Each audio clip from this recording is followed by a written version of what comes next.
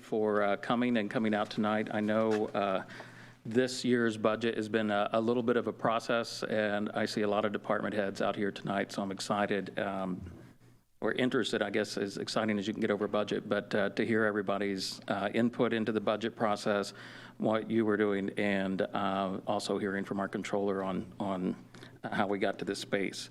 So to begin with, I thought I would open it up to Paige. She had a few updates on her Baker-Tilly report, and then we would hear from the controller as far as the whole budget as a whole before moving into the other items as on the agenda. So far, we've seen a video regarding the budget, but I think we would all like to hear some more personal information regarding the budget itself. So Paige, if you'd like to, you sent out an update earlier, and I sent that out, or Chris did to the rest of the council. Could you give us just a overview of your update? I sure can, thank you. Thanks for having me. If you don't mind, I'd like to share my screen. Is that possible? Maybe, maybe not. It says host disabled participant screen sharing. I don't have to. I can just direct you to specific pages. That's fine. So yes, you're correct. We did. Oh, I think it works now. Let me try it. Oh, perfect. Yeah. So hopefully you can see a cash flow schedule on the screen for the general fund. We can. Okay, perfect. Just want to make sure we're there. Okay, so I just want to start off by saying, yes, we did update our original report. I think it was dated September 9th. It's now updated to be September 26th. And what we did is we took some information out of the city's proposed 2022 budget report dated August 27th.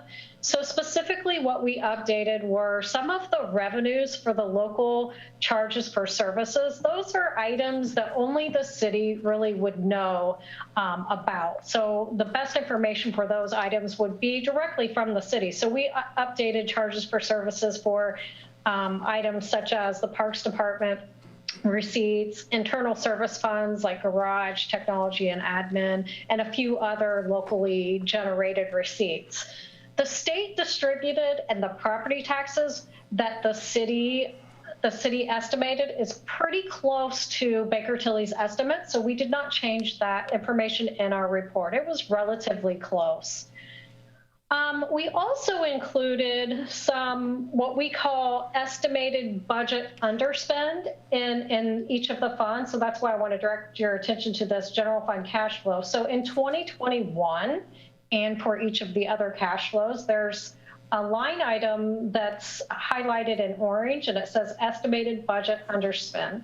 So it appeared from the city's proposed budget report that the city was contemplating not spending its entire budget, which I could certainly understand, because when I look at history, that's exactly what history tells me. You do not typically spend your entire budget. In fact, if we look back over the last 3 years, the general fund budget has been on average 8% higher than what you actually spend. And in fact, in 2020, it was about 10.5% higher than what you would typically spend. So the underspend is something that, you know, I buy into, because I could tell from history that you would likely underspend your budget. So after we made those updates for each of the funds, we get pretty close to what's in the city's report as far as ending balances. We might be off a couple $100,000, but again, we went through a process of estimating your state distributed based on what we know from the state, and your local income tax, as well as your circuit breaker credit. So again, pretty close to the city's current estimates, but we may be off just a little bit. We tend to be a bit more conservative. So it is off a little bit. So then when we move on into 2022, this is where we still have concerns, and this is the same concerns I had mentioned previously, that you know, your budgeted expenses in many of your funds do not match your estimated annual receipts. So if we just look at the general fund as an example, in 2022, your estimated receipts are about $23.9 million. The city's estimated receipts in that budget report is pretty similar. Again, I think we're just off by a couple $100,000. The total operating disbursements, or the budget as proposed right now, is about $27.8 million. So you can see a budget deficit, which I've highlighted on line 47, of about $3.8 million. When you look at the city's proposed budget report, it's a similar budget deficit. It's showing $3.6 million. The reason why it isn't so obvious or evident is because there's a line item called unreserved fund balance within the receipts detail. So in essence, we're saying about the same thing. Baker Tilly's saying that you will use $3.8 million of your cash reserves to fund this $27.8 million budget. The city's current proposed budget report is saying you will utilize $3.6 million of unreserved fund balance to fund your budget. So again, pretty close with what we're saying. So I guess all in all, I mean, I'll go back to what I had said originally is that, well, actually, I'll scroll to a different page here so you can see. You know, your cash reserves have been historically pretty good. They're within the acceptable ranges, not only within, but sometimes above the acceptable ranges. So I have charts within this report that shows a minimum recommended fund balance equal to 15% of your disbursements, and then kind of a maximum of 50%, although you can go over the maximum, but that's just kind of the range. You want to be somewhere between 15 and 50%.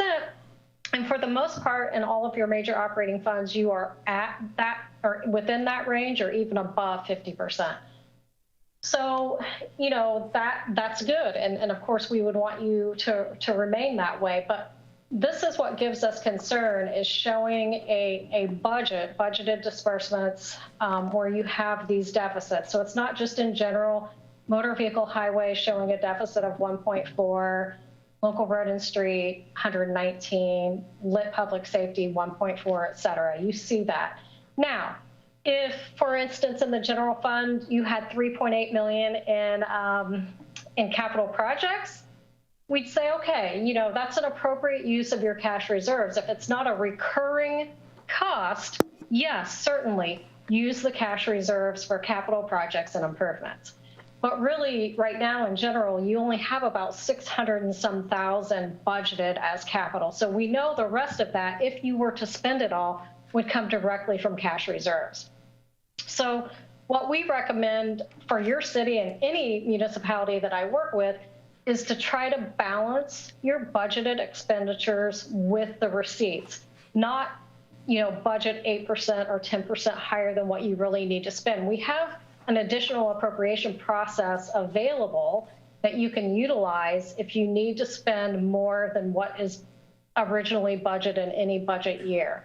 So it is available. It's hard to kind of manage when we see things like this, because if we just assume that you're going to spend the whole 27.8, then we also have to assume that you're going to spend down your cash reserves to where you're only at 18.5%, and that's getting pretty close to the minimum of 15%. So those are really the things I wanted to note. I will say that we did add one page to this report since the last time, so let me get down to there. So the very last page of this report, I do think this is good information for you, is showing your budget to actual. So it does show historically, you know, your budget, I'll call it underspends for each of the years. Note that CUME Capital, well, you call it CUME Cap Improvement, but DLGF calls it CUME Capital Development. It's the same fund. Note that you really have only spent about a little over 50% of that budget each year. Now, maybe you're just budgeting in anticipation of things that may come up, and I totally understand that. And if it's not recurring costs, I understand that. But again, I think the whole goal of budgeting should really be to match your disbursements, your recurring disbursements, with estimated annual receipts. So those were the things I really wanted to point out, but I would be happy to take any questions that you might have for me. All right. Thank you. I really appreciate the information. Did anybody have any real quick questions? Otherwise, I was going to move on to the actual budget. Councilor Chevlot. Okay, so did you have any questions? No, I was just unmute. I think what would be important is to let Tyler present Right. what he's presenting tonight, which may answer some of those questions. Absolutely. Absolutely. All right. Thank you, Paige. I appreciate the comments and your hard work putting that together. If you want to just hang here with us for a little bit as we go through the next part of our presentation.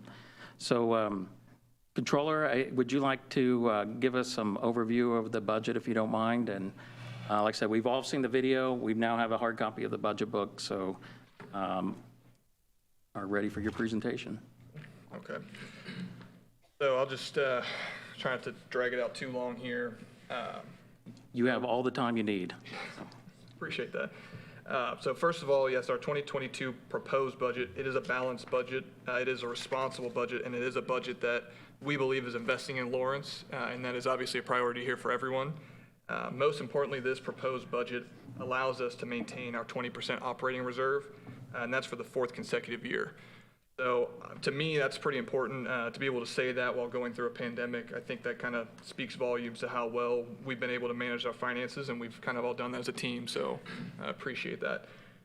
Just some quick highlights, as noted here, and I'll even identify the page number. If you grab the General Fund tab and flip right to it, on page 42, you will see our statement of revenue and expense. If you look at 2021 projected, we are projecting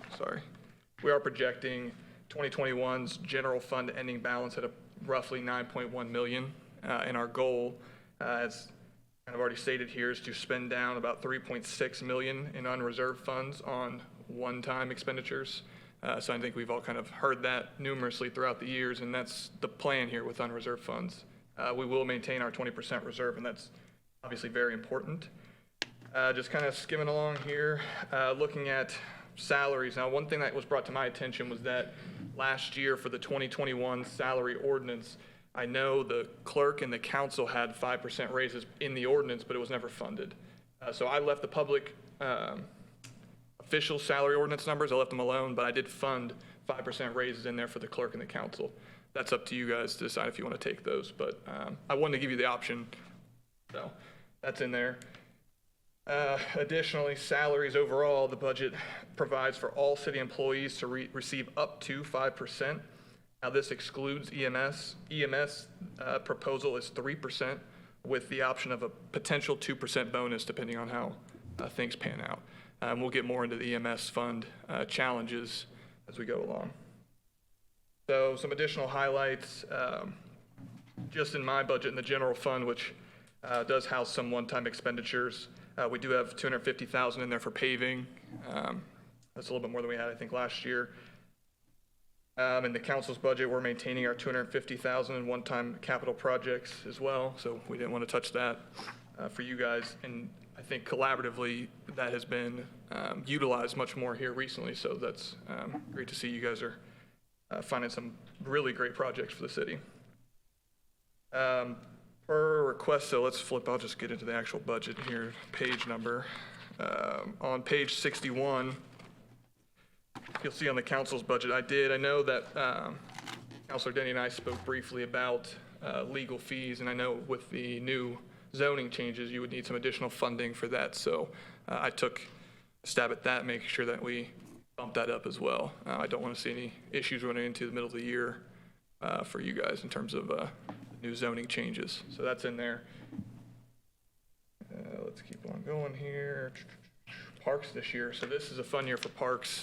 We've got a lot of improvements for the parks department. So you can kind of see the total for parks on page 74. So some of our plans here include, it looks like we'll be exploring the expansion of pickleball next year. I was a bit skeptical about pickleball to start off with, but it seems like that's actually been a pretty big hit just in general. So we would be looking to expand that over at Lee Road. That'll be a great addition to that park. We're kind of wrapping up that park in terms of all the amenities there. So we have the nature trail that's going in. We're working on trying to get that paved. The pickleball, we're going to try to expand the the nature trail throughout the park and then use a grant funding match to expand our trail system. So connectivity has been a big piece. That kind of goes along with the new Tour Lawrence. I'm not sure if you guys have seen that, but we're trying to launch our new bike share program that really works on connectivity and expands out our trail system. So it helps with the grant proposals as well to have stuff like that. That was one of the issues we actually had. So we did not receive the grant for the next level trails this year because the program essentially wants you to build out based off of the existing trails. As we all know, Lawrence is not known for existing trails, so you got to start somewhere. So that's been kind of a pain piece for us. So we're hoping to piggyback off of the nature trail and get that grant as well.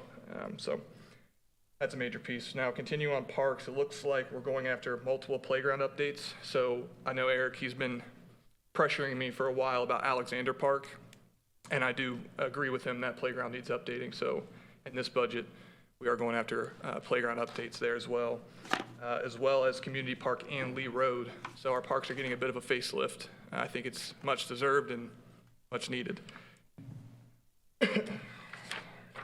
While you're on that, which budget line are these items coming out of? I was kind of just looking at the totals. So there's some capital money in the in parks as well as debt service in there to finance some of these. Okay. So kind of along the same idea that we do for police and fire, we go after 5-year financings for vehicles and allow that to every 5 years, one's falling off, so you get into a new one. And that was kind of start with the previous controller. I agree with the thought process there. So we're going to try to take a similar approach for parks so that we can continuously upgrade our parks on a very regular basis. Some additional things to note in the debt service is to fund a new batting cage facility at Community Park. So we do need to come up with a new indoor unit over there. We've moved the league at Lee Road over to Community Park, and that's one of the amenities they currently have at Lee Road that they will not have at Community Park. And then we'll repurpose the storage facility at Lee Road for some much needed storage for the street department. So it's a, two birds, one stone kind of situation. Additionally, in the capital improvement budget, we will be going after paving the community parking lot off of Franklin Road. So I know that parking lot has seen better days, so it's about time that gets a facelift as well. So just in general, from the parks perspective, they're getting a lot of much needed attention, from trails to parking lot paving. We've already done a lot of signage updates that I think have been pretty beneficial to the general look and feel of the parks as you get in there. So another big one that we're looking at, we're kind of looking at it this year, but it looks like it's a 2022 project, is the Stair Center roof. So obviously that area with the cultural campus has gotten a lot of nice upgrades and amenities, but the Stair Center roof, if you drive by it, it is in bad shape. And Eric can speak more to how old that is, but I think it's older than I am. So it's due for replacement. Moving right along, so let me jump here. Let's go to other operating funds, so grab.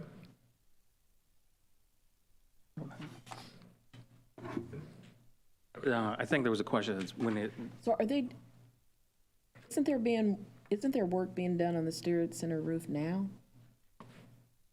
It's patchwork. Okay, Yes. okay. I thought I saw some people over there. Thank you. It was, yeah, that's one of the big things that spurred this, is some leaks. So Eric, correct me if I'm wrong, is that a historical roof, some issues there? It is, so we're in discussion with A&R. Eric, if you don't mind, just so everybody at home and on our Zoom meeting can hear you, if you want to step up here, please. The rubber roofing over the hallway, the hall was dated 1986, so it's a 25-year roof. So it's the slate roof. We don't know how old it is. We think it might be original to 1930. We hope to be able to, with DNR permission, replace with a conventional shingle that looks like slate at about a quarter the cost of slate. Slate would be $116,000 just for that one section of roof. So we're hoping to do that with conventional products. Is there any, and this probably comes in your Parks Board meeting, is there any restrictions on that part of the roof? Well, we've got to find out before we Okay. jump onto that. So Aletha with the Reuse Authority is actually doing some research with DNR on that to find out if we have to or not. Thank you, thank you. I need to remind myself, too, that to stay on the budget questions, not the historic preservation, which is one of my favorite things to jump on. So thank you for answering that. Let me see where we were here. Okay, so if you want to grab that tab on the side here for other operating funds, we'll flip through and that's this. So I want to, a little brief portion here on the MVH and LRS. I kind of want to discuss them kind of combined sense. So from the street department perspective, at least, they are planning on replacing, go here real quick, Jim. I don't want to say this right. Is it a dump truck or salt truck? Yeah. Dump truck. Okay, you're good then. So I believe we're replacing a 2005 dump truck that's due now. Obviously, I think you spoke about it earlier. There's some issues getting trucks. So we're going to try to get an order in on that, but we do want to replace a dump truck, and that'll be good as we get into next year at least and get that replaced. Now, one thing Jim had kind of brought to my attention, and it's just a side note here, some material costs. So I think everyone here is aware with COVID, paint, concrete, and asphalt are all going up. That's obviously going to have a direct impact on the street department, from striping to everything else. So that does have an impact. And I do want to kind of, so, and a side note for this budget specifically is that this does not include ARP funding. So our goal would be to obviously do more paving. That's always the goal. Now, the ARP funding does have a side piece in there for revenue loss replacement.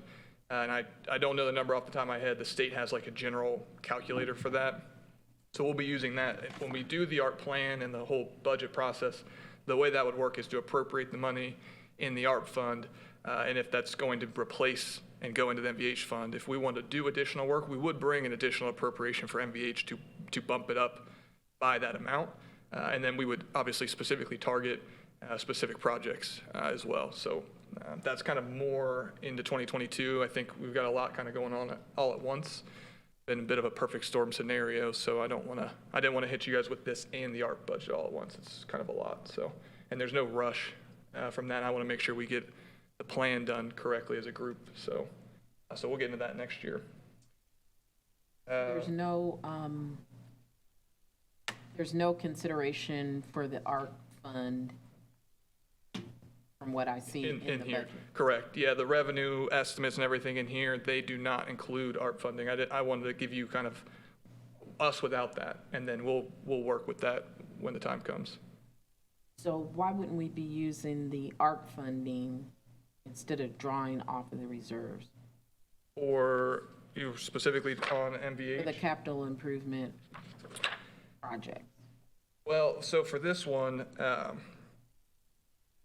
I mean, we had our revenue loss from last year, and then we're up right now, and I kind of jumped around too much, so I'm going to go back to the COVID impact and give you an update on the COVID impact. But I don't want to include, in here I could go revenue, I could throw miscellaneous in there, I could throw $500,000 in miscellaneous revenue.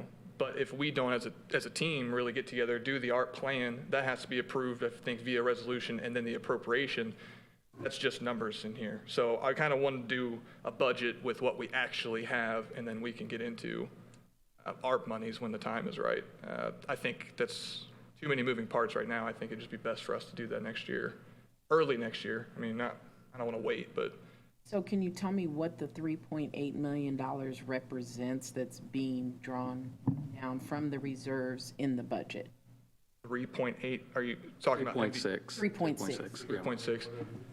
Well, that one, so we're talking about MVH funding. That 3.6 is a general fund. So going back to that one, that's just multiple, like looking at all the park upgrades is going to dip into that. Vehicle replacements, we have no idea really. It's more of a rough estimate on how much of these vehicles going to cost to replace.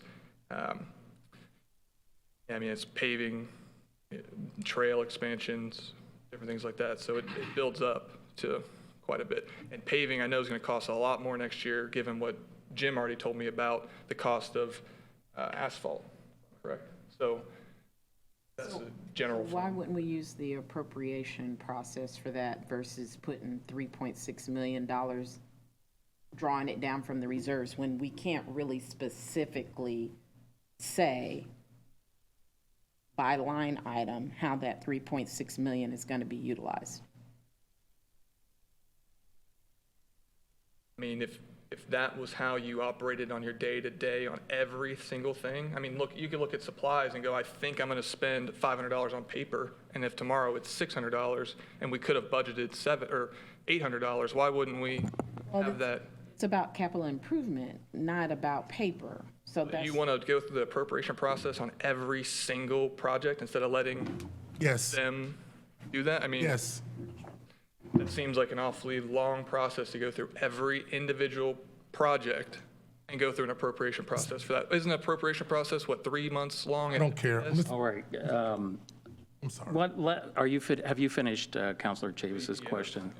Okay, are you feeling on that response? And that, just so I can follow up my question, drawing down $3.6 million is a lot of money. First of all. Second of all, that is the purpose of the appropriation process. So I don't know why we would circumvent it. I mean, the process is the process. It takes as long as it takes, but I don't know why we would circumvent that process.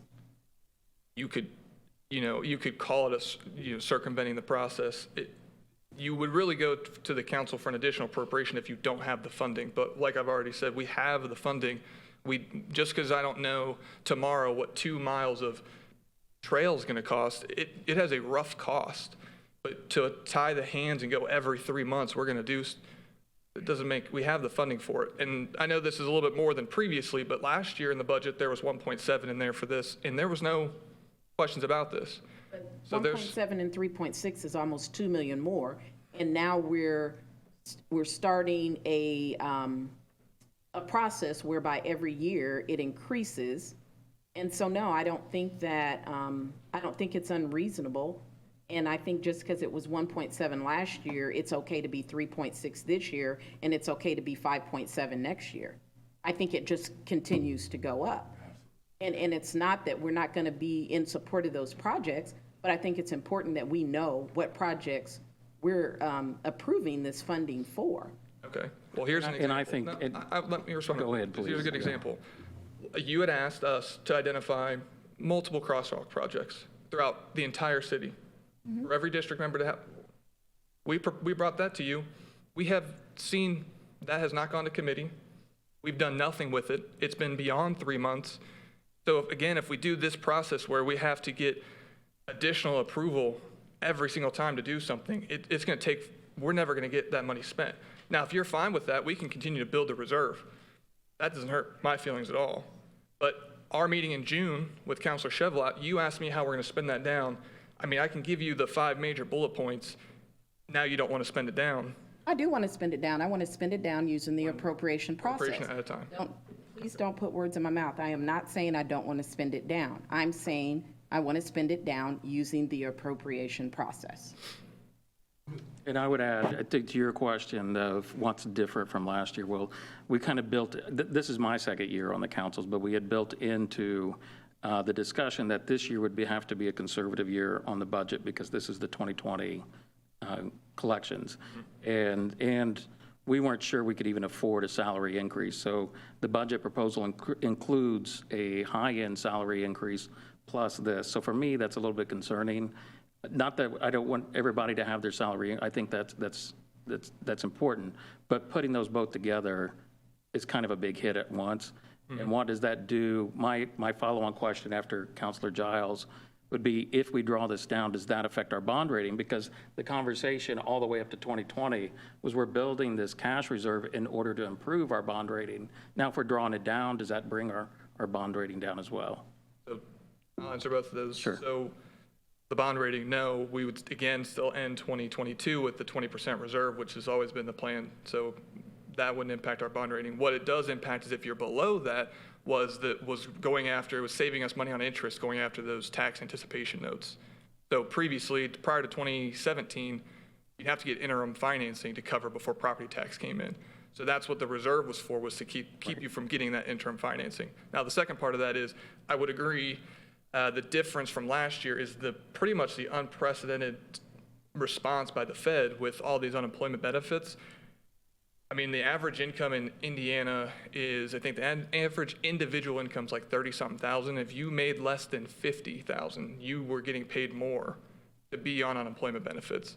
So we're not going to see the big fall off a cliff like we had anticipated. I know I took slightly more aggressive income tax projections for next year, but I have a bit of, I call my special power, is we actually had poached from the State Department their revenue, one of their revenue analysts, that's our financial analyst. So I worked with a pretty qualified individual to come up with these numbers, so I'm pretty confident in those and the ability to fund the raises and be prepared for that, so.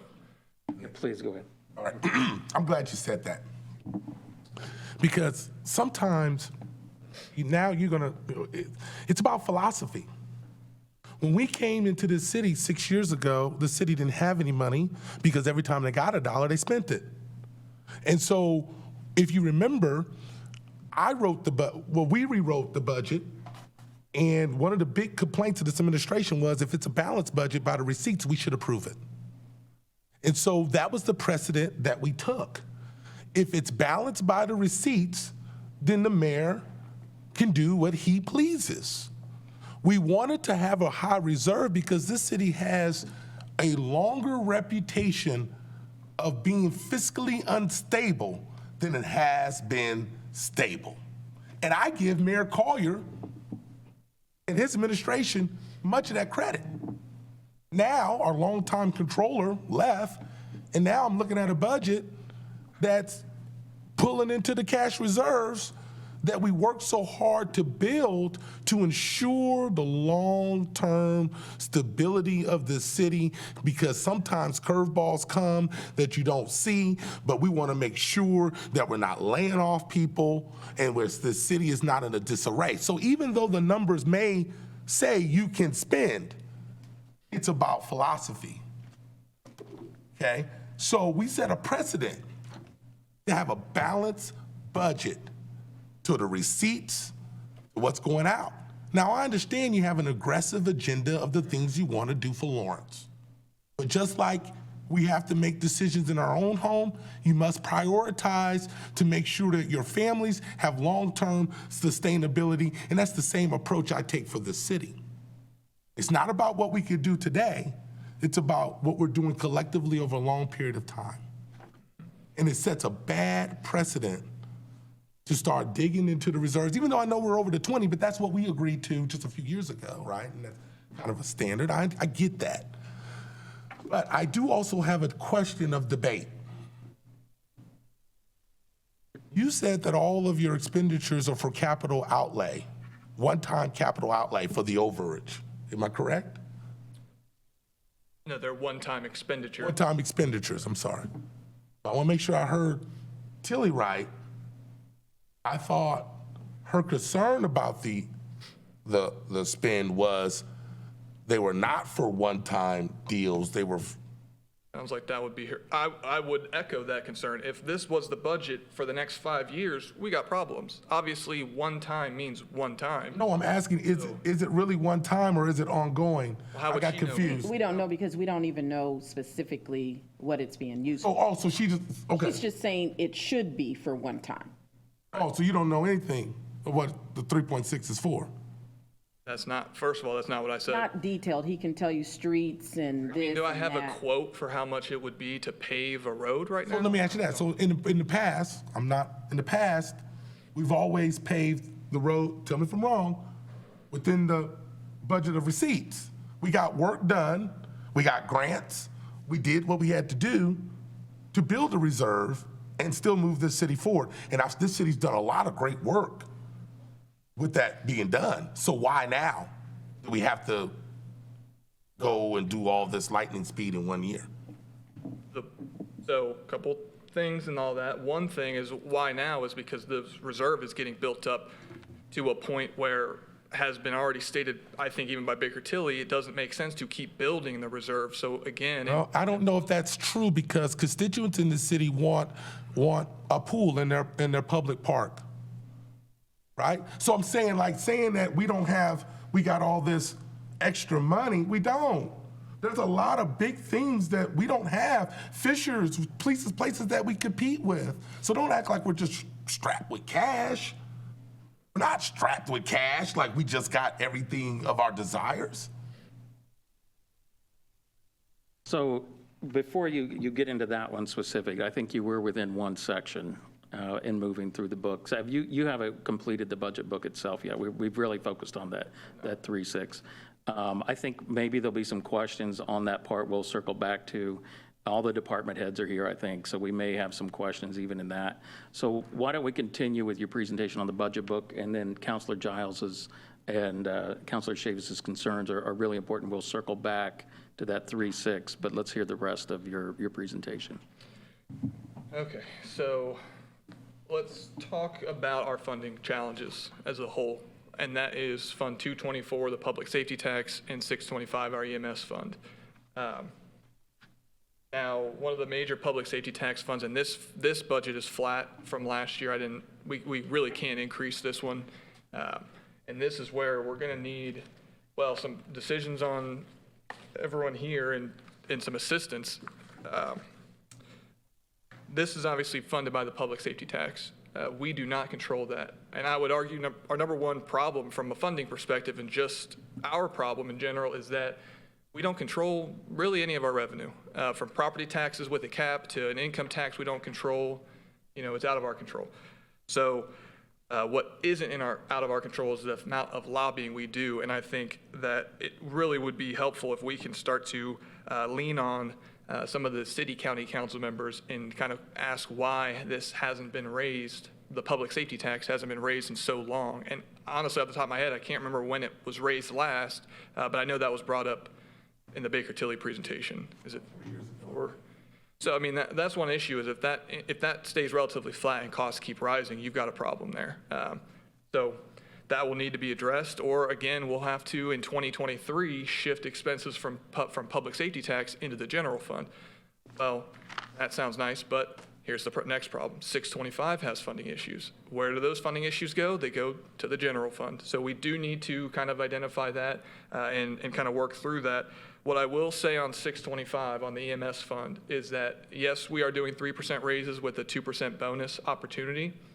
Now, the purpose for that is we have to be competitive in the labor market. If we want to operate an EMS service, we got to pay people to be here. And no one, I think, is disagreeing with how much money they deserve to be paid. It's just how much money is there to pay them with. So we have shifted, and we shifted that in 2021? Yeah, 2021, we shifted $500,000 out of EMS. All the debt service went into the general fund. So that was a major shift. That was to help the fund quite a bit. What we have done in the meantime is the fire chief is leading a committee of EMS individuals to kind of review our operations as they are going right now, because that problem, essentially, revenues remain flat and the costs are going to continue to rise. Now, I will admit, we're not the only city dealing with this, and the fire chief can attest to that. He tells me that every day and reminds me of it, and he's correct. Everyone's dealing with it. One of the major funding problems, and while we're talking about, let me give you the number to look at the page real fast, sorry. Page 120. Page what? 121. 121, okay.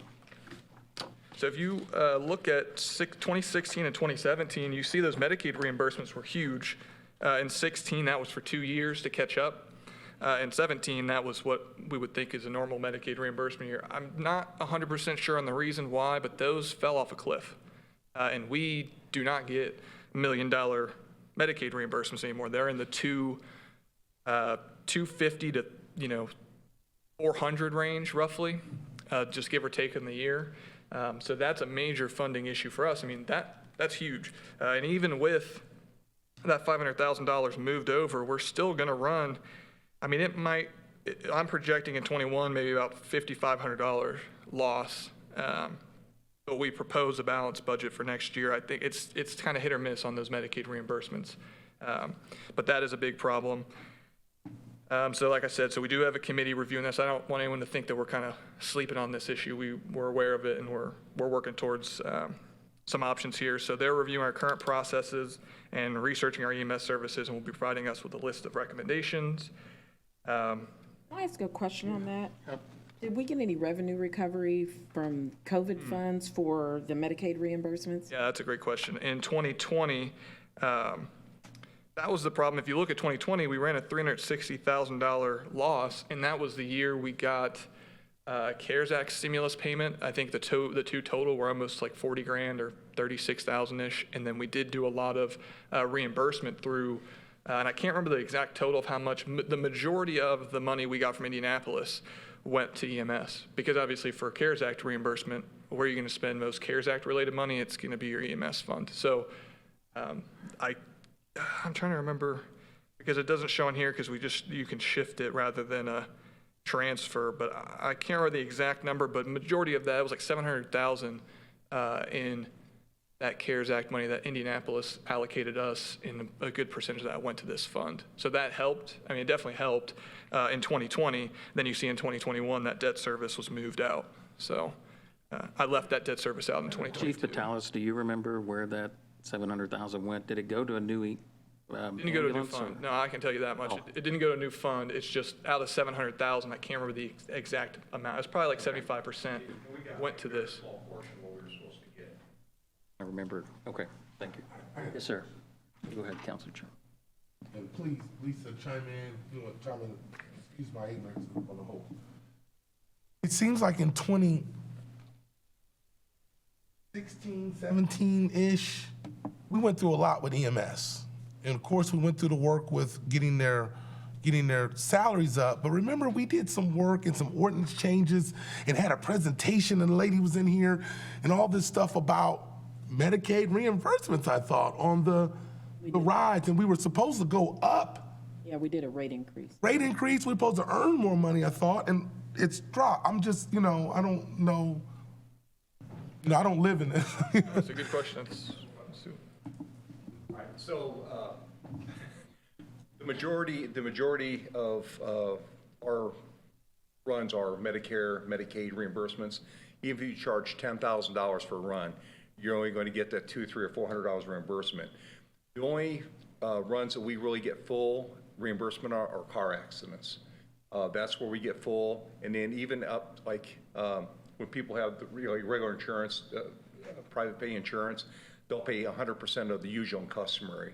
So it sounds good like when you raise those fees, but it really doesn't. It doesn't really have a huge impact on the percentage of runs we make that are Medicare, Medicaid. It does help with some of the other runs, but I mean, that's just fact on.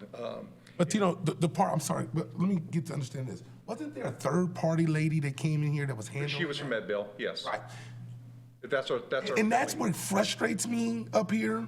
I've been up here now, enough moons have turned now, that I get a little cynical, because she came in here pitching a whole story to us, that raising these rates, y'all brought her in here, was going to earn us more money, that was going to improve all this stuff, and here I am now in 2020, and the money, she sounded like all she did was came in here and made her a salary. How much are we paying her? They get a percentage on what they bill.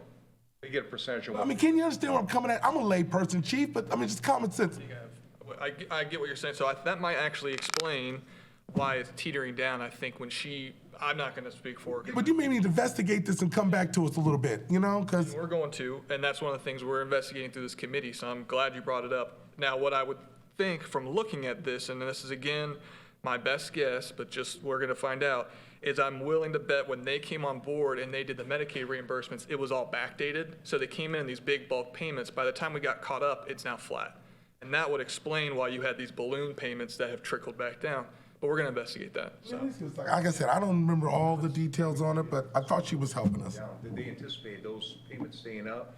There's a lot of things that have changed federally and by the state, and nobody knew those were coming. And that's why, Tyler, I'm so conservative about the $3-point-something million, because variables change. We don't know what's going to happen, but when you got a little money in the savings account, you can keep things rolling forward. I know you're a smart CFO guy, but I keep it, common sense, and that's what I mesh together and keeps me so conservative and so leery that we're going to spend more than what we're bringing in, even though we may be doing wonderful things, but we always can't afford it. I'm sorry. It's flips, man. You know what I mean? I mean, honestly, 1 minute, 2 years ago, they're talking like this is the gospel. I sit here 3 years later, it's like, hey, well, you know, didn't quite work out. I'm held accountable to the people that we vote in here. And I don't want people in the community to say that I'm lying to them. So I'm very, very harsh on that, because I don't want to be a snake oil politician, right? I can So appreciate just that. understand when I'm sorry if I come off too hard, but this is serious business, and things change so frequently. And there was a guy standing there before that's gone now. I can't hold him to the fire. You're trying to figure it out, and I appreciate it, and I thank you for that. Well, I can appreciate that, and you bring up a great point. So again, that's the point of the committee is they're kind of the experts. So we're going to lean on them for some recommendations, and we will have to address this. I mean, there's some, it's obviously long-term, it's a problem. I don't think that this is a problem anyone wants to punt down the road on anybody else, so it's on us to solve that. So I 100% am fully engaged and looking for opportunities here because, you know, I don't want this to be someone else's problem. So Right. I agree. I mean, but the fund goes from 2.4 in 2016 to 264,000 in 20. Which one are you looking at? Which one are you? He's looking at Medicaid reimbursement. Oh, yeah, Line yeah. 2016, 2.4 million down to, well, 0 in 2019 to, your projection's 375,000. 264 actual in 2020. Yeah, 264 actual. Yeah, please, yeah, whatever you're, Sorry. Well, we talked on public safety. That one is flat, and they've got their, I know they're going after a lot of flock cameras, I think is ideal for them. It's helped with the crime, wouldn't say prevention, but, you know, final product, find out who's doing what they're not supposed to be. Now, I will end with on 630, the stormwater fund. So this is a new fund for us. Obviously, I think you guys are all aware of that. And I think Sri may have covered it last week. Now, if there's any stormwater questions, he's my stormwater guru, and I would kick that to him if anyone has anything for him. I think he's coming back to. yeah, I think you're coming back on another item, but I would think, the only question I would have is your 2022 proposed. We don't have any actual receipts yet because we haven't gone through this a full, we have some receipts, but we've not gone a full year with receipts. Is that how you came up with the projections for 22 or? No, actually, we get this is about stormwater, right? Right, yeah. So, I mean, in We get- 21 projected was 1 million, and then in 22 proposed, you have 1.4, debt service 1.4. You've incorporated some things that. Yeah, so that let really me talk let me help you understand that. So when we came for the 2020, we got the revenue from last year, but we did not include that in last year's budget. We came back to you in March to appropriate it separately. That was for around 1.1 million, and we received. How we receive the revenue is we receive a check on June, and we receive another one in December, 6 months. So we received the whole check for last year for 1.1, just like what we budgeted. So this year, we are going to end it up with a 1.8 million balance just because our last year's budget did not include any receipts for this year, the revenue we're going to get for this year. So the first check we got for this year, in June of this year, was around $900,000. So we're going to expect the same amount in December for 1 point. So that will add up. So that's why we will end up with a good cash reserve on stormwater by the end of the year. And then on top of that, then we're going to get the next year's revenue too. Right, so we are talking about next year's budget now. So that we will end this year with 1.8. That is not accounted in any budget, which will be accounted in next year's budget. Plus, we will get the next year's revenue. So again, that's the one reason why we want to go after this bond is we have some cash reserves that can be put in reserve when we go after bond and fund some of this project, that we have some good cash balance and we can have some reserve money in stormwater in case something comes up. Because we are ending this year with a decent bank balance, and we will have continuous revenue from next year, the following years. So that is a good thing to have, actually, and that's the reason why I said, okay, it's a good time to go after some good projects, leverage that and get some bond, get a bond and fund some of this project. Well, we have the cash reserve in there for any unexpected things. Well, So your budget is anticipated, that's what I was reading. So this 1.4 in debt services, you're anticipating.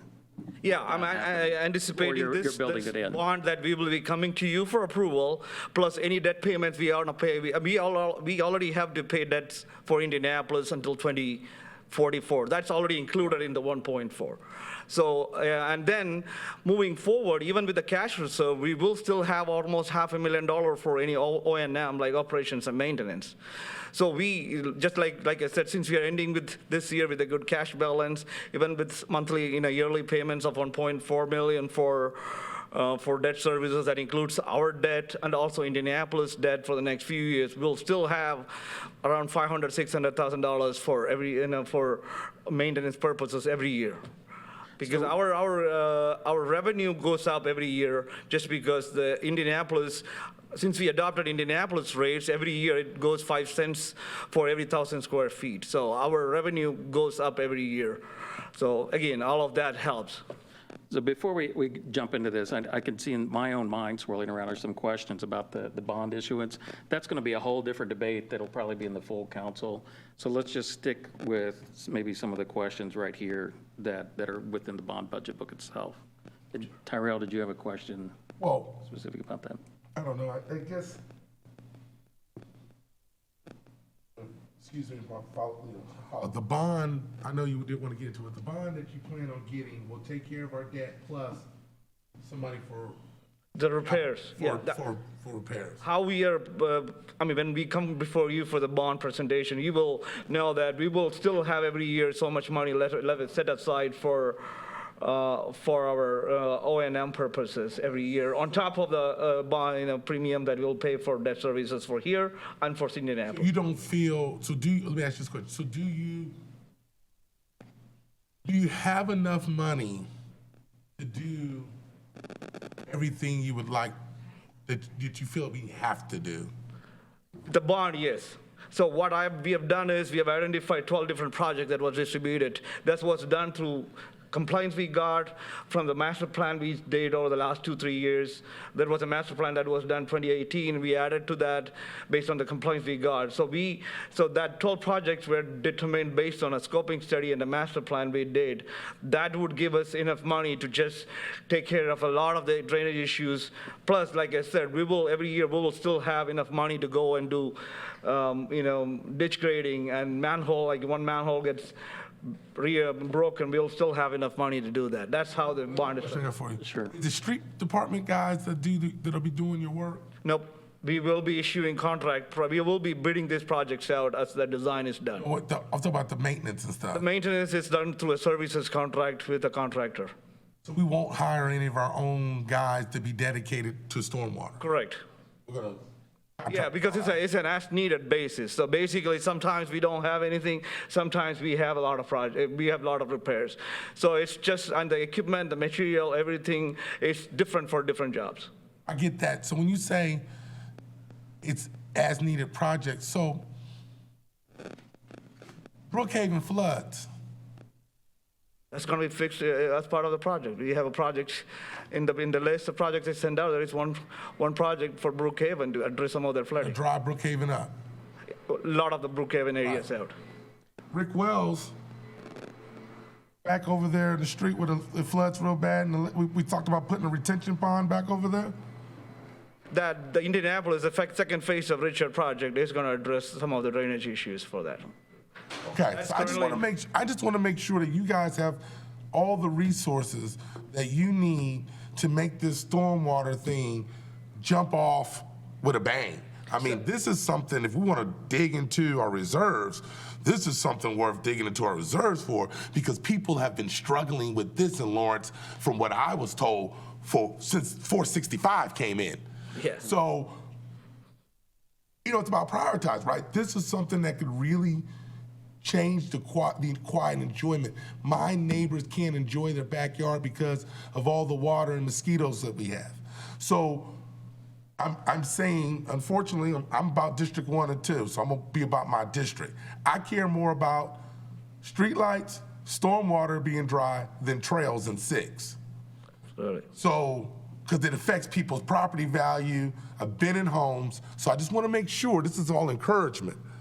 I want to make sure, sir, and I think this council and many of these members on this council would agree, public safety, you, when it comes to stormwater and making a difference in this community. So anything and everything that you need in this budget process, I want to make sure that you have it. Councilor Charles, just like I explained in the last council meeting, if we wait for, I mean, we get roughly around 1.8, 1.9 every year. It goes up like 50, 60,000. That won't be enough to do one project. So that's the whole reason why we want to come after for the bond is to get those. But you can go in the general fund and get in that reserve and get some money if you need it. But I think this project ties. Because we have our own dedicated source, and If you need more, I mean, public safety has their own dedicated funds, but they go in general fund and get it when they need it. No, really, because no one's asked me as a constituent, you know what, no one has ever came to me and said, Terrell, we need a new firehouse in this city. No one has ever came to me and said, Terrell, we need a new police station in the city. But damn it, you walk my neighborhood today, and those people say, I can't sell my house. I can't even put it on the market because of stormwater. So that's why I'm so serious about it. Well, hold on. We can appreciate the seriousness. Now, that would be the same, though, as you going out and saying, why not use the city's property tax, the taxpayer general fund reserve to do a sewer project? This is a utility. You can't do that. I mean, you cannot do that. I'd have to look at the statute. I'm like 95%. Yeah, if you said we can't do it, then we can't do it. But That's the fine, I point didn't on know the that. Financing is, this is money we've never gotten before. We've been promised by Indianapolis, all Right. this stuff. They do a lot of promising, and they don't do anything. Right. And rates are as low as they've ever been historically. Now, I mean, now's the time to refi debt if you have it. If you don't have debt now and you have the opportunity to leverage $12 million for projects, there's never been a better time I agree. in history to do I agree. that. I'm so He's trying to supportive give of it. Sri more money, not less. I'm trying to give him more money. I'm not trying. I agree. I want to give him the bond and the reserve, because that's what I got constituents who've owned homes in Brookhaven for 20 and 30 years, and they've been fighting water for 15 and 20 of it. I completely. Those are the people that I ran for. If you, like I said, if you want to be in DPW on a rainy day, you'll know how many calls we get. I know. I get them too. We haven't never, to date, we have almost done $200,000 of just repairs. And we've done one on your street, we have done on every single street where the. And it's improving, and people are So noticing. for us to go to the next level, these small repairs will not help. That's the whole reason. I'm in support of you. Full support of you, Sri. Thank you. So in that, so let me ask the flip side of the question, and kind of going with what, thank you for that lead up. This is where I was going. Why not use the funds that we're going to get from the American plan for that, instead of doing a bond issuance? Well, Or combine them. so we got, what, 11.1 million in ARP funding. He's going after 12 million right now. You could take 11.1 and say, forget the bonds. You can't even do all the projects you just listed. You could take that 11.1 and match up with grants and stretch it to 20 million, and you've got his ability with the $12 million bond. I mean, to me, it doesn't make sense to waste a good low rate environment on money you've never had before, and you've got the opportunity to leverage now. The ARP funding, that's separate, and there'll be a potential for some stormwater in that when we come up with the full plan of attack. But to forget the 12 million and go after and just blow through all the ARP funding on one thing, I think we can stretch that to 20 million. What I'm getting at it is right, not all debt is bad debt, but in the way you're talking about structuring it is a good way to do debt if you're going to do it. But why do we need to take on debt if we have this other funds? Why not use those funds and then see what income we're going to have from this from a couple of years and then come back to it? And the thing is, like Tyler said, $11 million. I mean, that doesn't get us any more. I mean, we get the stormwater even close. I mean, even if you break it down between streets that He said grants too, so 11 plus the grants. But not all the project can be gone after for a grant. Okay. So there are certain projects that will qualify for a grant. For example, Trios qualify for a grant. Well, how does it qualify for a grant when you're bonding it and not when you're using the American Rescue? Because you're talking about 12, the American Rescue Plan's 11. And then you said with the bond, you get the grants, but with that, you don't. Did I understand? I'm just saying separately from the ARP perspective, because we obviously have a lot of sewer work that needs done as well. Water's not in as bad a shape, but there are other needs that we'll use. Like we just got a SWIFT grant for about $2 million. We just learned we were awarded a SWIFT grant. You need to match that with funds. In this case, why wouldn't you go after a SWIFT grant in the future that's maybe sewer and another one that's stormwater? But there's nothing stopping him to take the bond and go after, he could take that $12 million bond and try to stretch it more as well. But again, not every project he's identified has a grant opportunity. So if you have, Okay.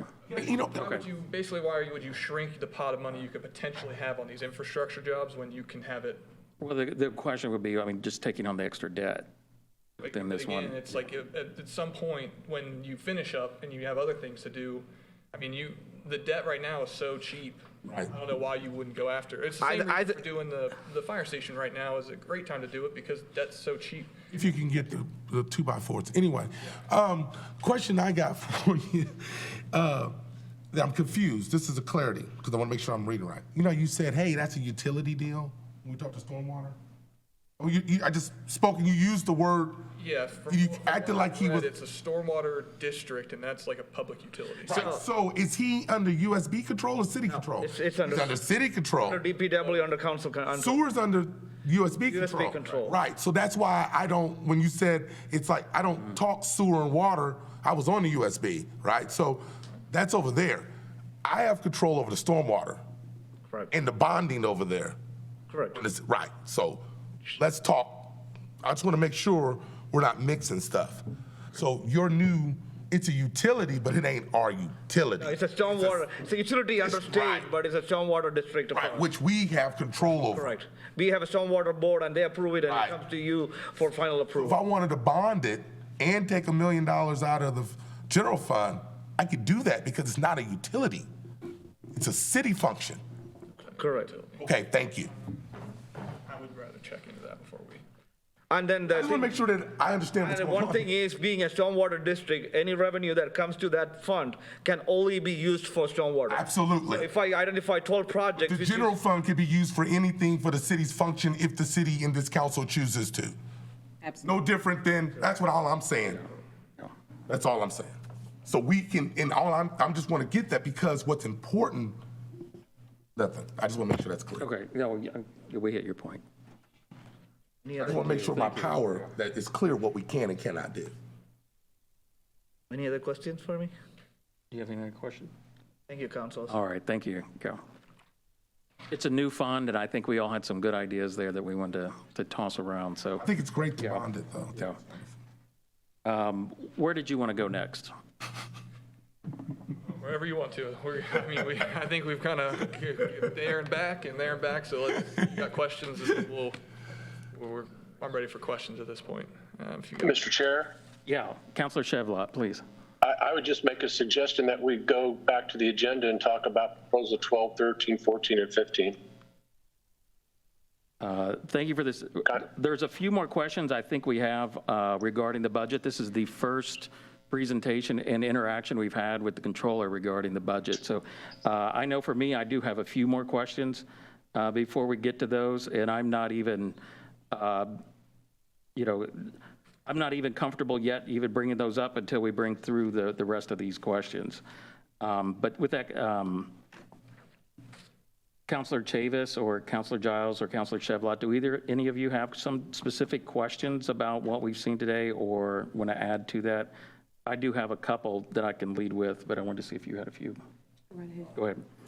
So we've gone back to the 3.6 on a few times. So I'm not sure I would consider this to be a balanced budget when we're pulling in funds that we're not bringing in as a revenue source. So we are taking funds out of our rainy day or whatever way you want to refer to it as our cash reserve.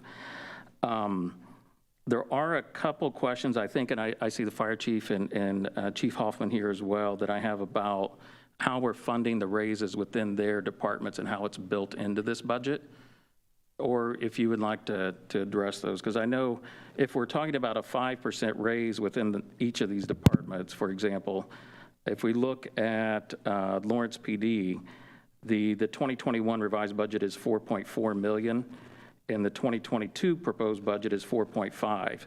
So the difference is 72,000 there. That's not 5%.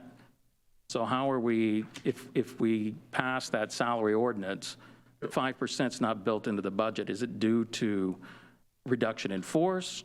How is that going to be paid? And I've noticed the same with fire.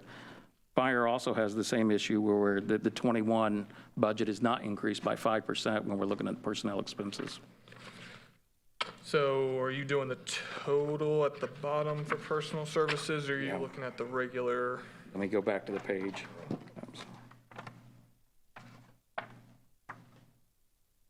So so police department, for example, What page are you on? I'm on page 64. Okay. Page 64. It's the very first line, personal services. Just going across that line, the change from 21 is $72,077. Yeah, there's a so public safety tax pays a chunk of these salaries, so, I mean, it's in the budget, it's covered.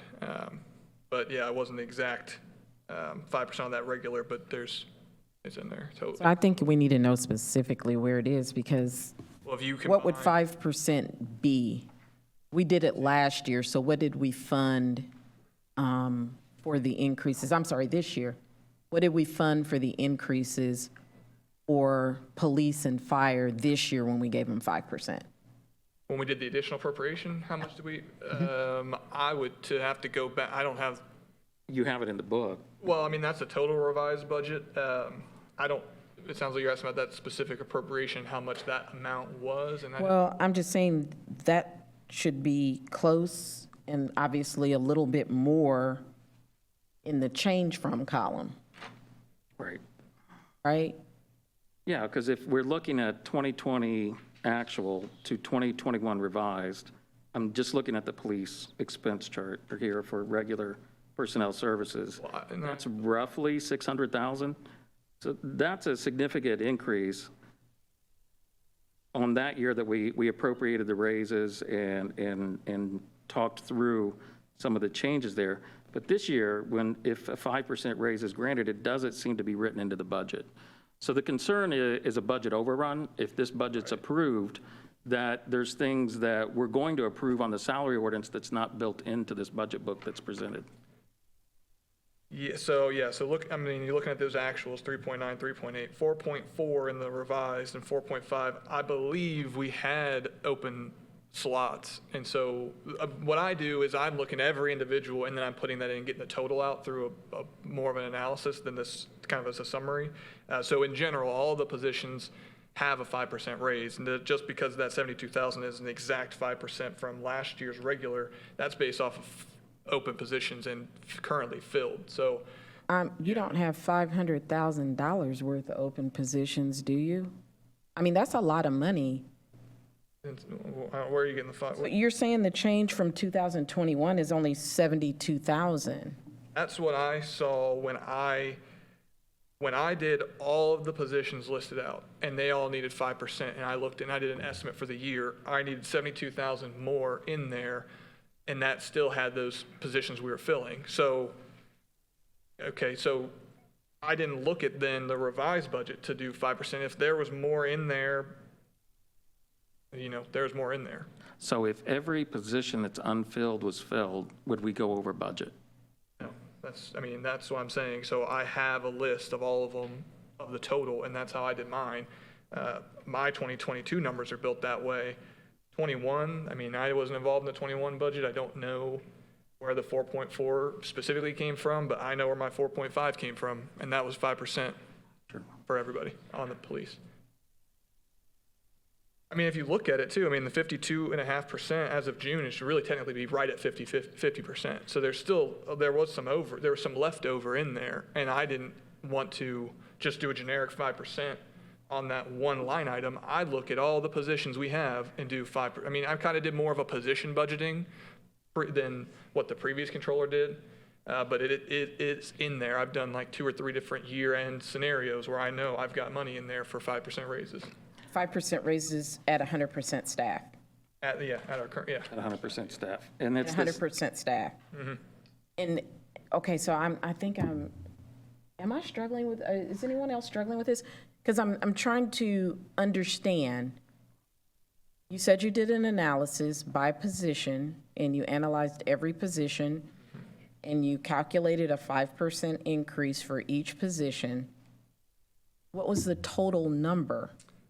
That was for regular salaries was that 4.5 that I have there.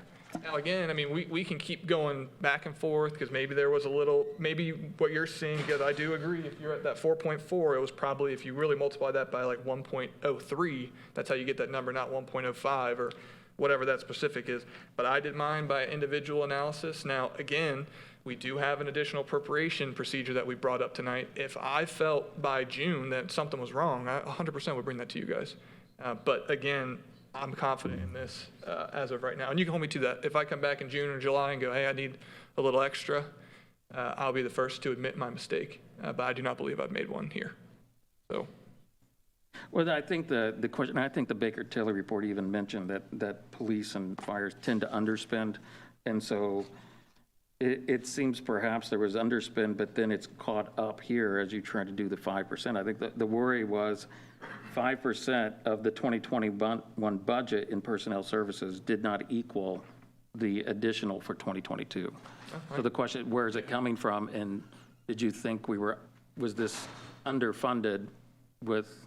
Over, what do you mean? You know, well, yeah. Overfunded last year? I think, I have to remember how many we have full-time and if there was any turnover. I mean, that could have impacted that as well. But yeah, I mean, I did my individual analysis. And again, if I come back in July and I was wrong, happy to tell you I was wrong. I'm not afraid to admit my mistakes. But I'd rather get it right up front. And I'm not trying to pick. And I'm, like I said, I'm confident that based off of my analysis, this is correct. So that's how I feel about it. If I find out I mean, I'll probably even know come March. It's not like I just look at salaries one time and forget about them. I check this stuff regularly. So you'll be the first to know if I've made a mistake. But by that point, the budget's passed, and if we've made a mistake and. Then you could just do an additional appropriation. That's what we. But what's the problem with the budget? We feel you've appropriated too much already at 3.6. And so if we do an additional appropriation, we're further into that cash reserve. Well, again, I disagree that we would need an additional appropriation for this. Okay. I'm willing to say that if I'm wrong, I will admit to that and come back for one. And yeah, we can address, if that happens, I will be more than happy to find somewhere to cut to match how much I need in additional. I'm not going to increase it. I'll find you a spot to kind of mitigate that. But again, I'm confident in this. So. And I'm not trying to pick on one budget line. I think the fire line, we see the same thing there. Parks seems to be right on point. But those were the only three I kind of looked at. No, it's a good catch. I'm confident, so. Well, then the other part I looked at, so if we go back to actual general fund overview piece on page 42.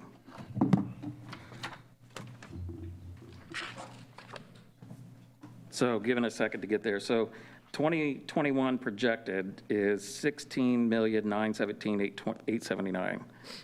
So if I add 5% to that line, doing the exact opposite of what I just did with the other funds, that gives me $845,000 more, or roughly $17.7 million. But you have budgeted $18.7 million. So where's the additional $1 million in salaries going? I'm on page 42. Yeah, if you go to 44, it has the fund summary by the general fund. So you see the 520 increase. So what the heck? Page 44, I'm sorry. Yeah, 44, you can see the proposed budget, 18.7, is a 520,000 increase from 2021's revised. So again, yeah, you're looking at projections for where we're end, and if there's open positions, there's open positions. But again, if you look at the budget, on page 44, 2021's is 18.1, 2022's is 8.7. It's a $520,000 increase. Let me see what the $520,000 increase. 520. What'd I say? Yeah. No, I'm saying okay. I'm following. I'm sorry. I'm tracking. Okay. So let me make sure I'm tracking right. So you're projecting in 21, we'll have an increase in $520,000 in salaries. 2022. In 22, I mean. Yeah, that's what I budgeted based off of going through, and you're seeing the fund summary I did that for every department. I was double checking and making sure that you had the 5% in there.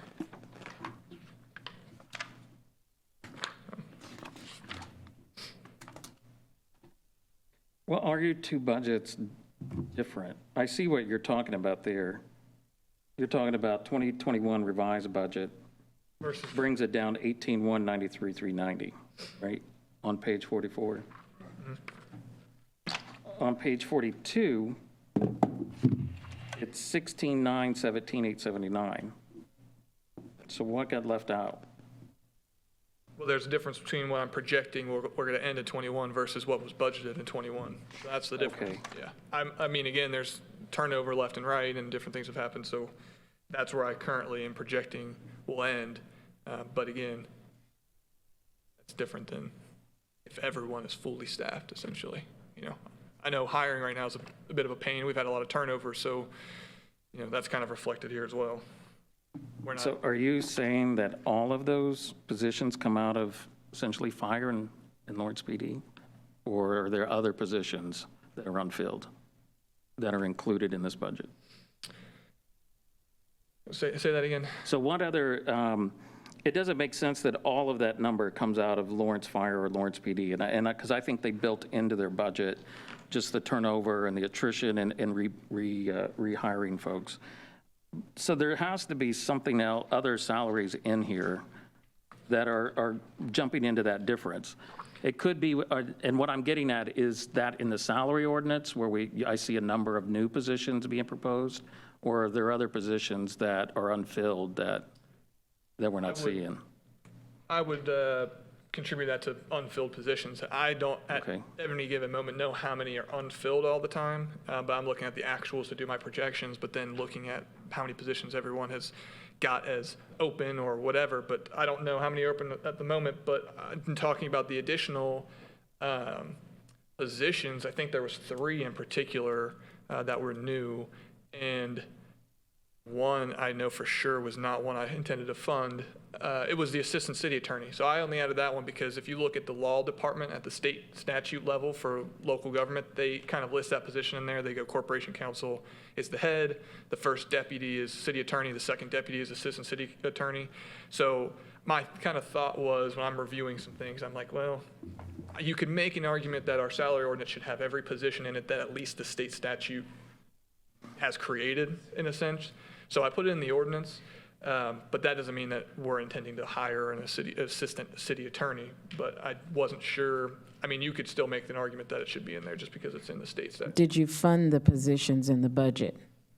Did I fund the assistant city attorney? All of them that were added. The director of internal auditing, that one is funded. Events coordinator, no. Well, it wasn't any additional because that person that I put that in for, their title's not changing. They're already here. It was just a title change that I was doing, but their title's not changing. So that was already a position in the budget. But was there a position taken out of the ordinance, or was it left in? But their position was left in. It's a position that a few people may hold at any given time, but their title was changing, I thought. So I put it in there, same salary range. Their title's not changing. So if you guys wanted to strike out events coordinator on the ordinance, you could do that. That's not a position that anyone's actually going to hold next year, but I thought they were. So there's that. Okay. Yeah. But if you want me to speak on the other one, there's one I would like you guys to be aware of. So the director of internal auditing, I had a little thing drafted up on this. I wanted to give you because I think it's important for you to know.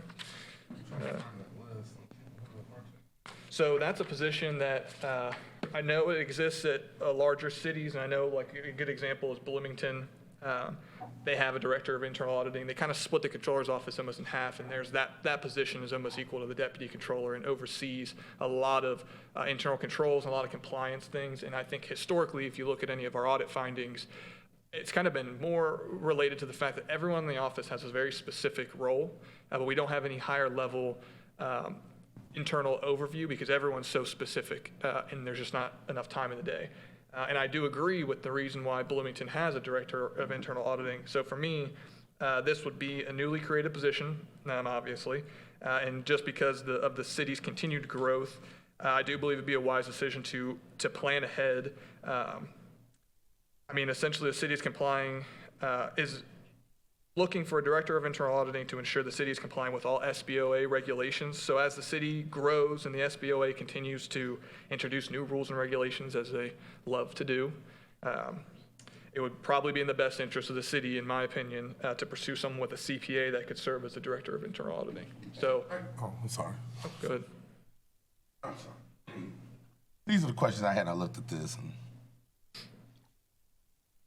for all of these positions on here that you will fund, that you're going to hire, or are they employees of the city? The employees of the city. They're contract employees or employees of the city. So you're asking, all the positions in the ordinance, are those city employees? Is that what I would think that would be what the salary ordinance would do. If you're hired in as a position, you'd be a city employee under that position. Well, I think he's saying like corporation counsel is oftentimes. He just answered it for me. That's what I was. Contracted He just did it. Stop. You're right. That's what I would have thought. Common sense. You look at this list of people, you see these positions, you think they're a city employee.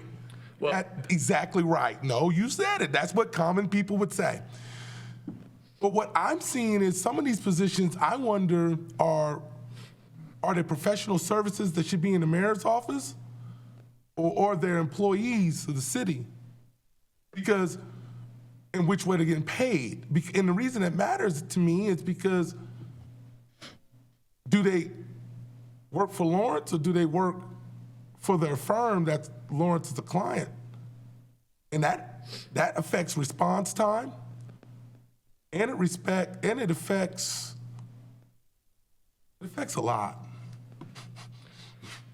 So I'll answer your question. So again, another reason why, like corporation counsel, city attorney, assistant city, those exist in the state statute. So I still, even if you don't plan on having an in-house corporation counsel, I still think that ordinance Is it funded? should have that. That one, no, because we have a city attorney. So now let me get to that. That doesn't mean just because the position's in the budget, you couldn't contract it out. I mean, there's nothing stopping you from, you guys technically have the ability to hire an attorney. You could hire one. You have a contract. We, for corporation counsel, have a contract, but it's kind of as needed, and we have our city attorney in-house that we pay. So just because that, and again, to that point, corporation counsel can be in the ordinance, that one's not funded. So that's what we're getting at. You can hire an attorney, like we can hire an attorney, and it would come out of our budget. Well, The mayor hires an attorney, he wants to hire an attorney, it should come out of his mayor's office professional service budget.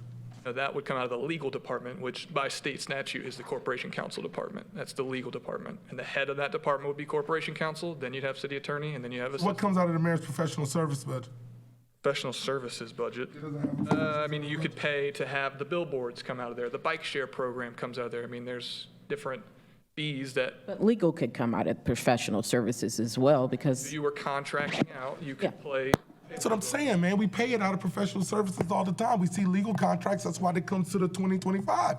So what I'm trying to say is that you seem like you got them twice in the budget. If it's funded in the salary ordinance, I'm just trying to make sense of it. Okay, so if there was, like we did, I'm trying to think of a good example of one that we would, well, let's say we did the fire station without going after the band.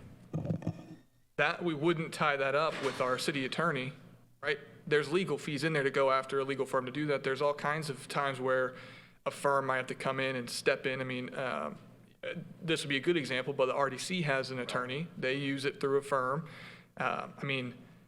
There's all kinds of, there's professional services that you could pay for. I guess it sounds like what you're trying to say is that you're wondering if we're budgeting for 3 positions in the corporation counsel budget and one of them is outsourced. Right. No, we are not. We have one person in the legal department being paid out of salaries, and we do have a legal budget in there just in case. So you used the lawyers, and I just let you roll with that one. But to be honest with you, that really wasn't my concern. My concern is more of I guess getting clarity of, the first clarity is people in the salary ordinance in these positions. I was trying to figure out, are they city employees or are they so I'll give you an example. Our Director of Economic Development, city employee or does he work for, or is he contracted? That one's contract. Right, but he's over here. I think that department even exists in state statute, so it'd still be the same point. I mean, you still need to have, I mean, why would you remove a department head We've position? done that before. We've removed the stuff on. I think that's a philosophy. I mean, I think we, you That know, was the I think prior if controller's it's, fault. yeah.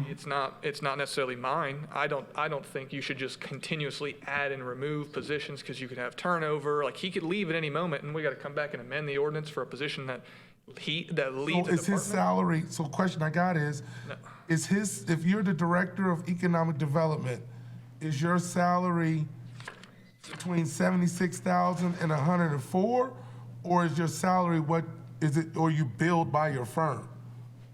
For the Director of Economic Development, I don't know, I mean, off the top of my head, I don't know what his total would be for the year. That's what I'm saying, he's billed out. But he's a He's contractor. on a contract. I mean, I think that contract would have went to the Board of Works and been approved. Tyler, I think the point of confusion here is that the salary ordinance is just that. It implies that a salary is attached to the position. I think what Counselor Giles is saying is that we have positions on the salary ordinance that are not salaried positions. They are paid from a contract. So the reason why I don't agree with the philosophy of putting everything in there is because the only thing that should be in the salary ordinance is salaried employees who are City of Lawrence employees. Outside of that, they shouldn't be in the salary ordinance. You know, everyone's entitled to their opinion. I would disagree because look at last year, the controller's position was controller/deputy mayor. I mean, that should be two different positions in the ordinance. There's no reason to merge those positions. So I split those out. The mayor has every right to go get a deputy mayor if he wanted to. They're salaried, though, he And works. but they're salaried. So if, in this case, our contract, I mean, we had the same issue where we had a corporation counsel on staff. They left abruptly, so we had to get a Would you contract. hire a in place. deputy mayor to work at Ice Miller? No, but my point is, and if you let me finish instead of cutting me off, is when we had a corporation counsel in-house leave, we had to go out for a contract quickly to fill the void temporarily. Then someone came in-house, they left, another contract. Sounds like poor management. There's turnover. I mean, what do you want? I can't sit here and force people to stay just because we have to amend the Can't ordinance. set left and policy right. off of your turnover. Counselor Giles and Controller, I have one basic question. If someone is employed in a position that is in the salary ordinance, they should be a city employee and be getting a salary, correct? To that point, we have attorney in there. Why do you guys have a contract for an attorney? It's Not paid hired? under professional services. She's not in the salary ordinance. That attorney is in a salary ordinance. Not our attorney. Our council attorney. Is our council attorney in the salary ordinance? Well, Or is she paid by a contract that we renew every year? she were hired on. The ordinance or the statute specifically says her salary could not exceed the ordinance of the city attorney. So no, it's not specifically in the ordinance, but the state statute's pretty clear. If you guys hired her in, you couldn't violate the ordinance. Again, my point being is there's turnover. And at any given moment, if he leaves and we have to hire a director of economic development, why would we sit here with our hands tied? I mean, to me, it's just. You chose to hire a outsourced person to be your director of economic. That's not what we chose. If you hired somebody, he was a salaried employee here at economic development, and he quit or whatever, then the next person would come in right under the salary. But because you guys chose to do it that way, then because you chose it that way, then if something changes, you're gonna have to change it the other way. You don't get to run both sides of the ball. You understand what I'm saying? If you decided to use an outside consultant to be your director of economics, we used to have a guy that was our economic developer that worked here. Okay? All I'm trying to say is he a salaried employee of the city? Or is he someone that we pay on a contract because he works for another company? I'm okay with either way you do it. I'm just saying salaried employee should be a person that comes to work every day with a City of Lawrence badge. Why, if that person left, couldn't we do it the same we just did with the corporate counsel and city attorney? Just go through that process and put them back in. In that case, we struck the corporate counsel and added the city attorney. I mean, so yeah, you can go through that whole process. Yes, we want to go again. through the whole process. Hold on a second, yeah. There is no, why add additional when you don't need to in that Oversight. instance? And again, the city attorney position shouldn't have been removed from the ordinance in the first place. That's my opinion, and I've spoken with the previous You weren't controller here about when it. we It did it. shouldn't have been removed in the first place. We never intended, at least I was not aware of the current decisions that were made, but again, with turnover, stuff happens. But again, having the position in the salary ordinance to be able to go out and hire that person, or if you have a unique situation where someone's contracted, then again, We did this, I'm sorry, but we did the same thing he's trying to avoid. We did it. When Marl Hoff was the attorney of the city, she was on staff. Then when they went to go get someone, we changed it. It wasn't that much work. But you had to come see us before you made your move. And that's all I'm asking. We're not trying to take shortcuts here. We want to go through the processes. As you always say, the state statute allows you to do this. Well, the state statute says this is the process to get more money, or this is the process to change the deal. We just want to follow the statute and not do a workaround. Because when you do workarounds, we miss things. So on that same salary ordinance, since we're talking about that, the very top one talks about corporate counsel, or corporate counsel's added back in. Didn't we just remove that position? yeah, and I don't know why the amendment should have been to add city attorney, not remove one and add the other. Again, the legal department exists, and I'm following, you guys can disagree. My philosophy, the law department is in the state statute. We should have those positions in the ordinance. There's nothing, what if, we'll keep getting into these random scenarios, but again, the point being is that's my logic for it. And nothing is illegal about it, so why not have it in there? It's in the state statute, and that's all I'm leaving it at. If you guys don't want it, take it out. So, okay, thank you. So bringing it in then on some of that. So if those positions weren't in there, in some of the duplicate positions, it almost sounds like, if you want to refer to it that way. But again, the point being is that's my logic for it, and it's not. What is I don't like the sound of my own voice. Oh, I think we just got, it sounded like we just played ourselves back. But how much of the 3.6 million, going back to that number, is, some of these salaries that are duplicated? And if those were taken out, does the cash reserve need fall? It's one-time expenditures, not, so even if you want to pave something, we don't pave it in-house, it's a service charge, you got to sign a contract to get it paved. I'm asking, you're going to different, I understand what you're saying, and I'm cutting you off just because I think you're about to give an answer that you've already given, and you're going a different direction than what I intended. And so I didn't express my question correctly to you, okay? So if we have questions or positions in the salary ordinance that really don't need to be there, why include those in the fund, the whole general budget, and then have that additional 3.6 over here? Couldn't the 3.6 be smaller because we're not using the salaries in different places? Do you follow me, or am I convoluting the two? I'm following you. There's no, again, so it's one time, so salaries are not involved in the 3.6. Okay. So, you would never pay salaries out of, I was essentially, and I'll just give you a little background on me, I was raised under the previous controller who mentioned this multiple times. One time, you would never pay salaries out of No, I understand what you're saying. your reserve, your fund balance. That'd be a. Well, but you have to understand our reservation when we see 3.6 and a whole bunch of titles that we never seen before. You could add those up, they don't hit 3.6. You could add up those three positions we just. I'm sorry, I came to ask you questions. I didn't have to add it up. I just came I'm to just ask saying, you. that's no, I'll answer your question, it's not what it is. And it's just to reduce that. So I'm saying if there was savings in those spaces, you wouldn't need that entire fund in order to take care of the one-time expenses you're talking about.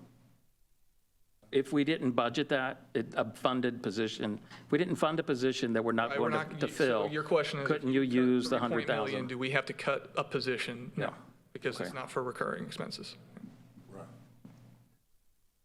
It's for one-time expenses that we're not 100% sure of Right. quite yet. That's not what he's asking. That's not what I'm asking, though. That's not what he's asking. That's not what I'm asking. I'm saying you're putting in 3.6 million, but the other, to add on to the general fund, but you have positions within that general fund that are unfilled. Why not just scratch them all together and move what you're budgeting for those positions to the capital improvement? Why do you need to pull it out of our cash reserve? Why do I need to pull out of our? Well, why does this budget need to pull funds out? I've lost you again. Okay, so we have going to his point, so I'm just going to say Title I, whatever it is. There's a title on there, and it's $100,000 in the salary ordinance. You have no intention of filling that position. There might be 3 or 4 of those. That's $500,000. Why do we need to have $500,000 in extra positions in the salary side and not put that over on the capital improvement side, so that instead of drawing down our rainy day reserve from 3.6, we draw it down by 3.1? That's what I'm asking. Those additional positions, so in the instance of corporation counsel and assistant city attorney, not funded, so there's nothing to. But they're funded in salary ordinance. The salary ordinance doesn't fund the budget. The budget appropriation funds the budget. The ordinance sets the salary range of positions. So yeah, you could slash out corporation counsel and assistant city attorney. That doesn't all of a sudden save you $250,000 out of your salaries, because it's not, like I said, it's the same thing with last year when we did the ordinance with the raises but didn't budget for it.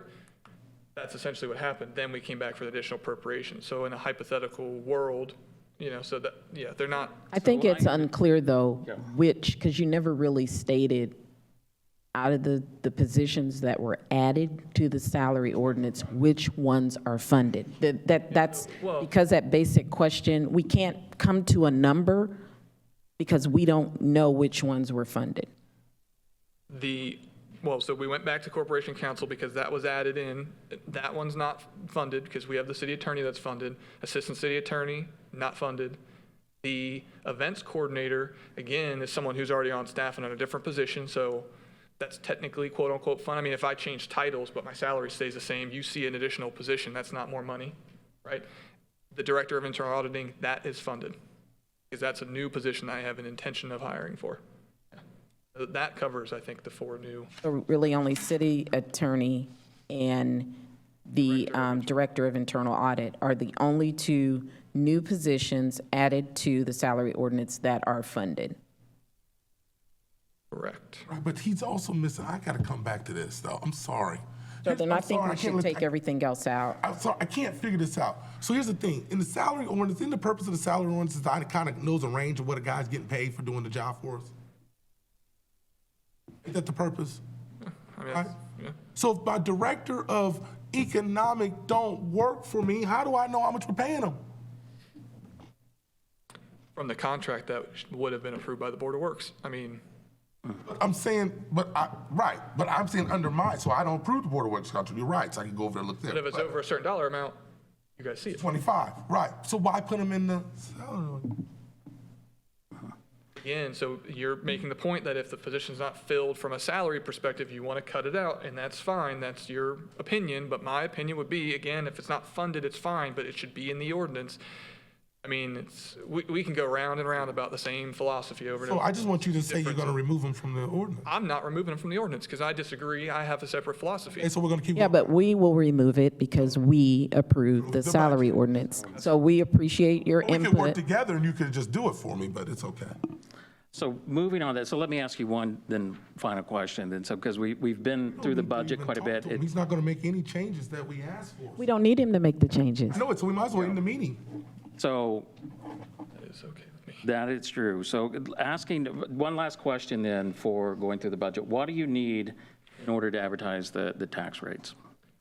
Do you need anything from us tonight, or are you able to do that tomorrow as is? Submit it tomorrow morning, but I need the public hearing date and the adoption date for those. And we can give you that after this meeting. Perfect. Okay. We're good to go. Are there any other questions for our controller regarding the budget? I have one then also. So in the salary ordinance, you gave everybody a 5% raise, but the hourly, our hourly employees. Why not include those? The hourly would. Yeah, if we go down to some of the park department employees, the starting salary on some of our hourly I folks. think I shifted the starting, but I ended the You rate. ended it, but you didn't shift the starting. Yeah, I didn't shift the starting. But you shifted the starting on everybody else. I just missed it on the formula, but the bottom Okay. one doesn't, I mean, the range is the range. The range went up. I mean, Yeah, but I think they should be shifted appropriately. I don't see why if we're going to, that's the way we've been doing it. And so I'm a firm believer of, these are the city employees, they're the hourly employees, they're the ones who are making the least amount of money in this city, who could probably benefit the most from that 5%. So, well, you're kind of preaching the person who put the raises in here. I agree, just because the bottom end didn't change. I mean, and to say historically we've done that, I've seen historically, I think there was a few years where the bottom range didn't change, but the ending did. I put the raises in the salary ordinance. I may have missed the bottom range, but the top end is what's the important part in that. You did it on all the other ones, so just do it to this one. I don't know what the process is now that you have it in your hands. What's the process for? you can change it. I send you. You just the change revised it because we're going to approve, That's fine. what you Send us an change. amended I can version. send you an amended one. That's fine. And, just given this economic environment, that 5% can make a big difference when we're in an environment where it's hard to, pay people $10, $12 an hour and they actually accept a job. I agree 100%. That's why I put it in the budget. No, Didn't put it in the budget. Didn't put it I in want the you to put in the budget for the hourly employees. Okay, again, The put it in starting the wage. funding for the budget. I missed those salary ordinance, and It's I will okay. send it amended. Yeah. But I'm in agreement with you. That's what I'm saying. So I will send that to you guys. That way, yeah, that would be great. All right, I think we've gone 2 hours through this budget, and so it sounds like you have everything you need, even if we don't discuss these proposals, to advertise the rates tomorrow, correct? So what I would like to do then is perhaps at the October 4th finance meeting, then accept the changes, look at these amendments, and then pass these and further discuss our 4 proposals then. Say that again, the 4th is the So final. we have proposal number 12, 13, 14, and 15 on the agenda tonight. I'd like to continue those to the October 4th Finance Committee meeting, which is right before the full council meeting. Okay. And assuming that you have, and then we'll discuss when we want that actual public hearing tomorrow also.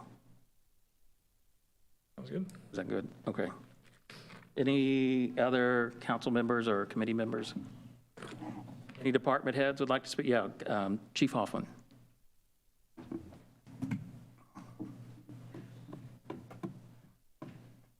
And why the chief is stepping up, I want to give him my thanks for your great presentation on the Pendleton Pike work that's happened there. The public safety aspect of what you added to that meeting, I think, was very important and brought some clarity on why that project's going through. Thank you so much. What I have to point out is really not directly related to my department right now, but I think it's worthy of mention. It'll take me just a second. For those in attendance, for you council members as well, and everyone at home, the Government Finance Officers Association is a professional association of approximately 19,000 state, provincial, and local government finance leaders in the United States and Canada, and their headquarters are in Chicago. The GFOA established the Distinguished Budget Presentation Awards Program to encourage and assist state and local governments to prepare budget documents of the very highest quality that reflect both the guidelines established by the National Advisory Council on State and Local Budgeting and the GFOA's best practices on budgeting, and then to recognize individual governments that succeed in achieving those goals. This controller and his predecessor have won that award for the past 5 years. They know what they're doing. And with the oversight of this committee, I think we're going to have a very solid budget presentation for 2022. And I think the city of Lawrence should be proud of how we're managing our money, at least for the past 5 years. And I have no doubt, based on the growth of the operating reserve, that this is going to continue. So as we close this meeting here tonight, I hope that our viewers and people in attendance and you all don't feel like it's been a bickering session, or I think this is an excellent example of collaboration. It may seem argumentative at times, but I think at the end of the day, what we're going to have in our city is an administration partnering with this committee and then the full council to have a very solid budget for years to come. And when I spoke to Paige after her presentation 2 weeks ago, I think, I was just astounded by the optimism that was exuded from her presentation. Now, we can talk about 3.6, revenues versus expenditures and that difference, and that's important. But if you look historically at what this administration, what this controller's office has done, I feel confident we're not going to be tapping into reserves to pay for overages. I mean, I can talk about my department. We're historically under our budgeted expenses for many reasons, but largely because we're operating, with fewer people than we're budgeted. We've had officers have a heart attack and they had to retire. I had a late shift officer a few months ago come in and decide he didn't want to do police work anymore. He's got a business opportunity he wants to pursue. Well, that takes that much time to resign, and it takes 8, 9, 10 months to replace him. So there's money that's not being spent. And maybe that doesn't apply to parks or streets or utilities, the other departments, but in public safety, we have to be budgeted here, and we're not spending that much, but it's not because of inappropriate budgeting. And I pointed that out to Paige, and she said, well, public safety is a little different, in this whole arena.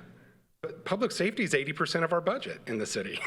So I just wanted to point those things out and take a minute just to thank you all for the extreme attention you're putting into this. And maybe it's tough for Tyler to have his feet put to the fire like that. But I've been around here since 2016, since Fenwick and Collier came in, and I've just been really impressed with how they manage money with your oversight. And that's all I wanted to say. Fenwick doesn't work here anymore. I understand. I'm talking historically, Right. How he picked this city up from a junk bond rating and got us 3 bond rating increases over the years, which means we're paying less in interest, and how we have an operating reserve right now that allows us to not borrow money from the state to operate our city. Hundreds of thousands of dollars in interest that we used to be paying that we're not now. And that's one example of countless of examples that I could give. But again, I just wanted to bring everybody kind of back together, and I'm optimistic that things are going to really look good for the city of Lawrence in the future. And healthy debate is always good. Absolutely. It shouldn't be personal, because it's the city's business. To me, is not personal, it's not. business. So I think you come to a good place when you have healthy debate about anything.